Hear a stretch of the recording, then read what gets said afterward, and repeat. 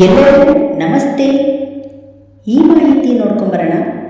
ಪ್ರತಿದಿನ ಹಣೆಗೆ ವಿಭೂತಿ ಹಚ್ಚಿಕೊಂಡರೆ ಏನಾಗುತ್ತದೆ ಗೊತ್ತಾ?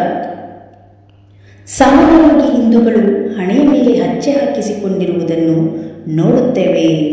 ಮಹಿಳೆಯರು ತಿಲಕವನ್ನು ಧರಿಸುತ್ತಾರೆ. ಕೆಲವರು ದೇವಸ್ಥಾನಕ್ಕೆ ಹೋಗುವಾಗ ವಿಭೂತಿ ಕುಂಕುಮ ಧರಿಸುತ್ತಾರೆ.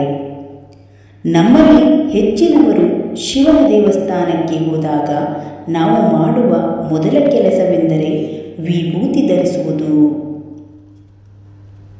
ಧನಾತ್ಮಕ ಹಾಗೂ ಋಣಾತ್ಮಕ ಕಂಪನಗಳನ್ನು ಹೀರಿಕೊಳ್ಳುವಂತಹ ಸ್ಥಳಗಳಾದ ಹುಬ್ಬಿನ ಮಧ್ಯಭಾಗ, ಅಂಗೈ ಅಡಿಭಾಗ ಮತ್ತು ಮುಂದಲೆಯ ಭಾಗವು ಬಹಳ ಸೂಕ್ಷ್ಮವಾಗಿರುತ್ತದೆ.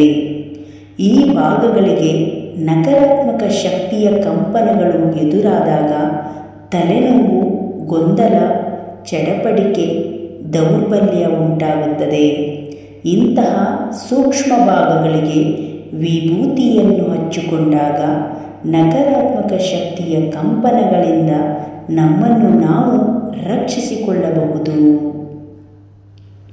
ಈ ವಿಭೂತಿಯನ್ನು ಹಣೆಯ ಮೇಲೆ ಧರಿಸುವುದರಿಂದ ತಿಳಿದೋ ತಿಳಿಯದೆಯೋ ಮಾಡಿದ ಪಾಪಗಳು ಮತ್ತು ತಪ್ಪುಗಳು ನಿವಾರಣೆಯಾಗುತ್ತವೆ ಎಂದು ಹೇಳಲಾಗುತ್ತದೆ. ಒಬ್ಬ ವ್ಯಕ್ತಿಯು ಪರಿಪೂರ್ಣ ಆರೋಗ್ಯವನ್ನು ಪಡೆಯುತ್ತಾನೆ, ತನ್ನ ಜೀವಿತಾವಧಿಯನ್ನು ಹೆಚ್ಚಿಸುತ್ತಾನೆ ಮತ್ತು ಅಪಾರ ಸಂಪತ್ತನ್ನು ಪಡೆಯುತ್ತಾನೆ ಎಂದು ಸಹ ಹೇಳಲಾಗುತ್ತದೆ. ಪ್ರತಿದಿನ ಸ್ನಾನ ಮಾಡಿದ ನಂತರ ಹಣೆಯ ಮೇಲೆ ವಿಭೂತಿ ಹಚ್ಚಿಕೊಳ್ಳಲು ಹೇಳುತ್ತಾರೆ. ಹೀಗೆ ಮಾಡಿದರೆ ಸಾವಿರಾರು ನಾಮಗಳಿಂದ ದೇವರನ್ನು ಪೂಜಿಸಿದಷ್ಟೇ ಫಲ ಮತ್ತು ನಿಯಮಿತವಾಗಿ ದೇವಸ್ಥಾನಕ್ಕೆ ಭೇಟಿ ನೀಡುವ ಪುಣ್ಯ ಸಿಗುತ್ತದೆ ಎಂದು ವಿದ್ವಾಂಸರು ಹೇಳುತ್ತಾರೆ. ಅಂತಹ ಶಕ್ತಿಶಾಲಿ ಶಕ್ತಿಯನ್ನು ಅಳವಡಿಸಿಕೊಳ್ಳುವವರ ಜೀವನವು ಸಹ ಬಹಳವಾಗಿ ಸುಧಾರಿಸುತ್ತದೆ ಎಂದು ಹೇಳಲಾಗುತ್ತದೆ. ಹೋಮ ಮಾಡಿದ ನಂತರ ಹೊರಬರುವ ಭಸ್ಮವನ್ನು ಸಹ ಪೂಜೆಯ ರೂಪವಾಗಿ ಧರಿಸಲಾಗುತ್ತದೆ.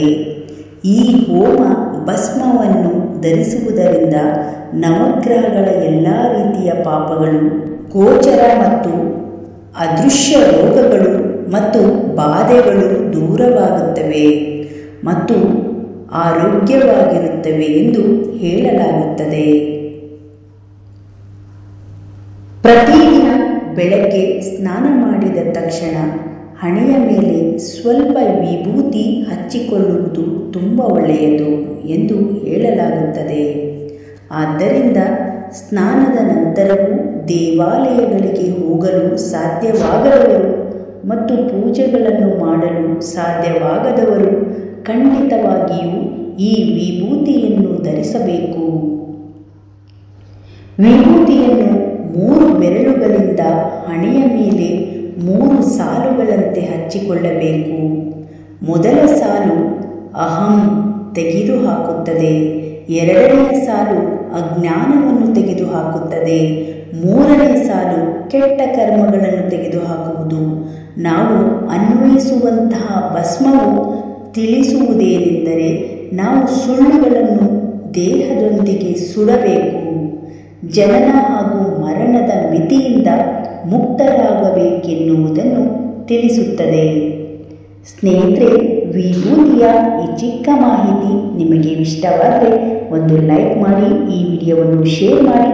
ಇನ್ನಷ್ಟು ವಿಡಿಯೋಗಳಿಗಾಗಿ ನಮ್ಮ ಚಾನಲನ್ನು ಸಬ್ಸ್ಕ್ರೈಬ್ ಮಾಡಿಕೊಳ್ಳಿ. ಧನ್ಯವಾದಗಳು.